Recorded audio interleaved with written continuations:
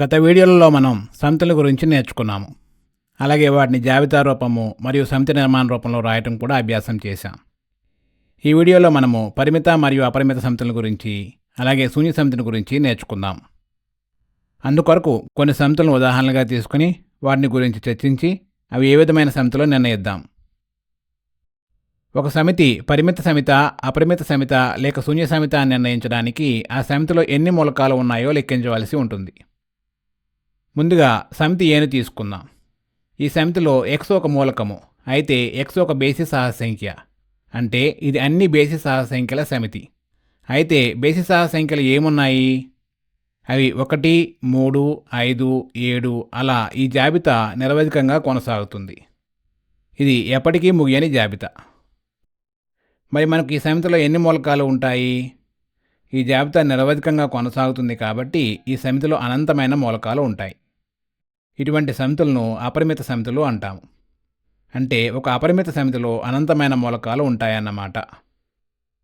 అపరిమిత సమితులను ఇంగ్లీష్లో infinite sets అంటాము. ఇప్పుడు మరొక సమితి బీను తీసుకుందాం. ఇది 9 కంటే చిన్నవైన అన్ని సరిసహసంఖ్యల సమితి. 9 కంటే చిన్నవైన సరిసహసంఖ్యలు ఏమిటి? అవి 2, 4, 6 మరియు 8. ఈ సమితిలో 4 మూలకాలు ఉన్నాయి, అంటే పరిమిత సంఖ్యలో మూలకాలు ఉన్నాయి. అలా పరిమిత సంఖ్యలో మూలకాలను కలిగి ఉన్న సమితులను పరిమిత సమితులు అంటాము. వీటిని ఇంగ్లీష్లో ఫైనైట్ సెట్స్ అంటాము. ఇప్పుడు మరొక సమితి సీను తీసుకుందాం. x ఈ సమితిలోని మూలకం అనుకుంటే ఇది ఒక బేసి సంఖ్య కావాలి, అలాగే ఇది ఒక సరి సంఖ్య కూడా కావాలి. ఇది సాధ్యం అవుతుందా?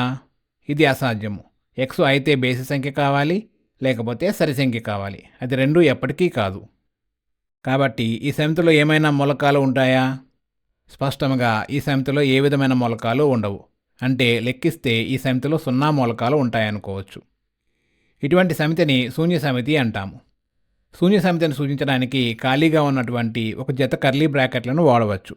అయితే ఫై అనే ప్రత్యేక చిహ్నాన్ని మనం సాధారణంగా శూన్య సమితిని సూచించడానికి ఉపయోగిస్తాము.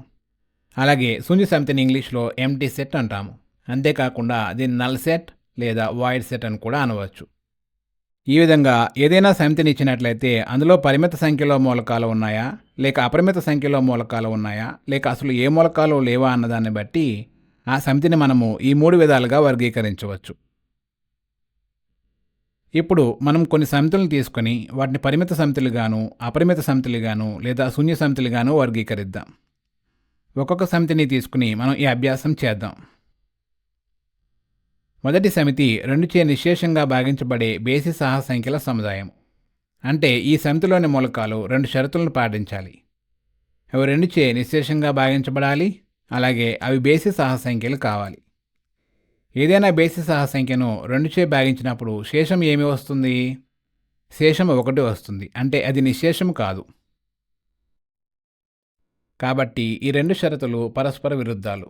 అంటే ఈ 2 షరతులను పాటించగలిగిన సంఖ్యలు లేవు. అంటే ఈ సమితిలో ఏ మూలకాలు ఉండవు. అందువలన ఈ సమితి ఒక శూన్య సమితి. తరువాత సమితి సరి ప్రధాన సంఖ్యల సమితి. మీకు తెలుసు కదా, దాదాపు అన్ని ప్రధాన సంఖ్యలు బేసి సంఖ్యలే. అయితే సరి సంఖ్య అయిన ప్రధాన సంఖ్య కూడా ఉంది, అది 2. కాబట్టి ఈ సమితి ఖాళీగా లేదు, ఇందులో ఒక మూలకము ఉంది. ఈ సమితిలోని మూలకాల సంఖ్య పరిమితం కాబట్టి ఇది ఒక పరిమిత సమితి. ఇకపోతే ఈ సమితిలోని మూలకం x అనుకుంటే x 3 షరతులను పాటించాలి. అవి x ఒక సహసంఖ్య కావాలి, x 5 కంటే చిన్నది కావాలి, అలాగే x 7 కంటే పెద్దది కూడా కావాలి. x 5 కంటే చిన్నదిగా ఉంటే అది 7 కంటే పెద్దదిగా ఎలా ఉండగలుగుతుంది? అంటే ఇక్కడ ఒక వైరుధ్యం ఉంది. దీని అర్థము ఈ సమితిలో ఏ విధమైన మూలకాలు లేవు. ఇది ఒక శూన్య సమితి. ఇకపోతే ఈ సమితిలోని మూలకం y అనేది విభిన్న సమాంతర రేఖల ఖండన బిందువు.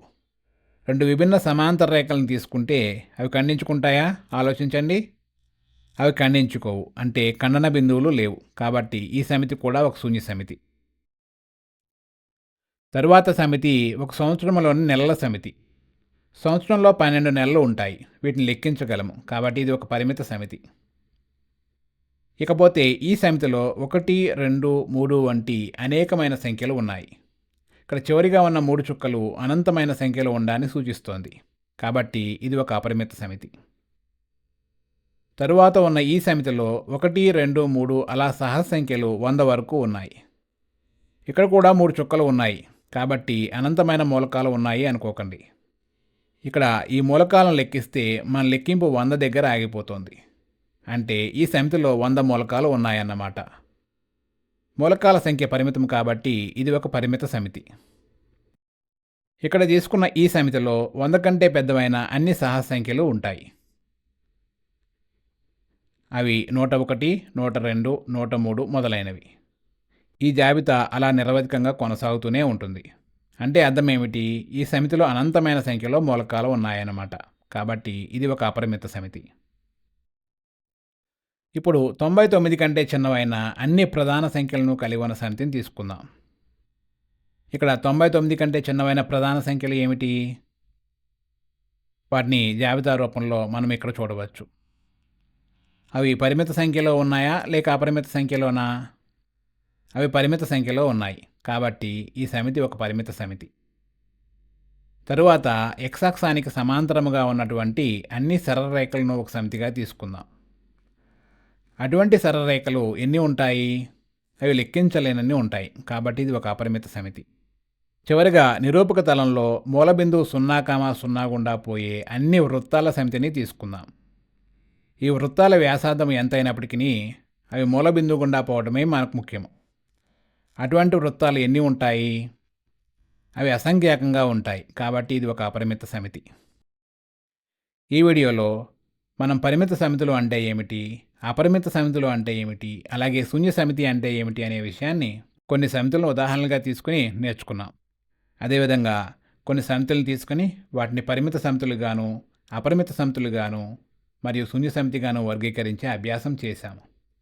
రాబోయే వీడియోల్లో సమితుల్లోని ప్రాథమిక పరిక్రియలు అంటే సెట్ ఆపరేషన్స్ గురించి నేర్చుకుందాం.